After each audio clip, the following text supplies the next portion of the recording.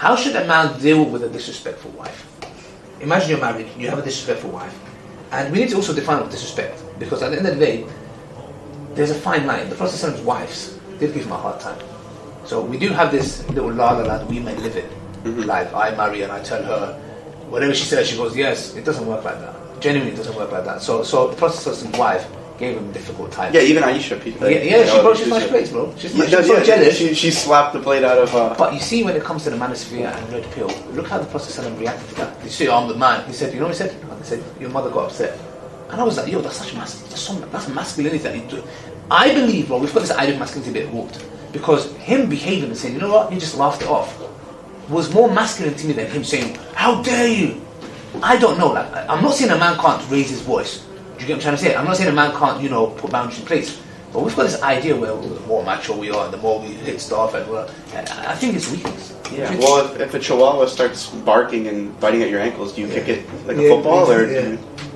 Well, yeah. Laugh? Yeah. So how would you deal with a disrespectful wife? I mean, you're not married. So look, bro, my morality and rules come from the Quran and the teachings of the Prophet, peace be upon him. Yeah. So first, no matter what problem I would have in marriage, I would go back to that. Beautiful. Right? Was it Aisha reported that the Prophet Muhammad, peace be upon him, only came to perfect manners? Was that Aisha? Yes, he came for nothing but to perfect good manners in the hadith, yes. Yeah, exactly. And his manners were the Quran. Yes. So he was the walking talking Quran. Exactly. So if I'm going to, have a confrontation or something, or an issue that I don't know how to deal with, firstly I'm going to resort to that. And then doesn't the Quran already talk about that? Like, why do I even need to give my own answer to that question when the Quran says it? Exactly. There's an order. Yeah, Allah gives you stipulations of what to do in that situation. You want to? What's the order again? Well, it depends. Like, for example, if you see disobedience, it's new advice. Yes, you say, listen, look, what you're doing here, I find it disrespectful. How you talk to me in front of my friends or whatever you want to talk about, and you carry that nasir on. And if that doesn't work, you depart from the bed. So emotionally, like intimacy-wise, you are in the same house, but you just move yourself from the bed. Do you get it? Because at the end of the day, women like affection, closeness, etc. So she might see that as a thing.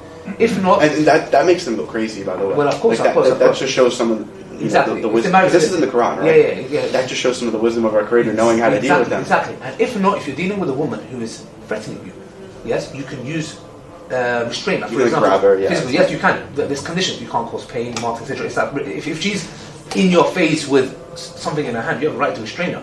Nobody can come and say to you, a police officer going to come and say, oh, you're a woman, I can't restrain. No. Anyone that's posing a threat to you, you have a right to restrain. Do you know what I'm trying to say? And then there's symbolic things like the miswak and, a little discipline, like, hey, don't do it again. Yeah. Stuff. Yeah. And then there's also other verses. Also, it's very interesting, Allah in the Quran, He gives an advice also to a man that's wronging his wife.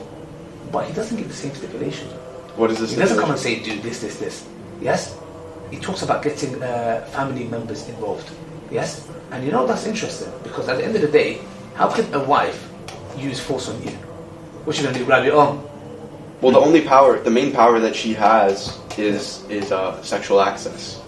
Yes, but and she can't use that in the wrong way by blackmailing, because the hadith as well. Yeah, I know. But Allah doesn't give her a descriptive way of saying, oh, grab him, because you're stronger. It's not going to work. Obviously. So Allah gives a whole different cadence for her in a different way. Because when it comes to the patriarch they're talking about, if she gets her family members involved as a man, that's one thing that will put you in check. If the brother comes and listen, do you know what I'm trying to say? Yeah. Look how Allah knows.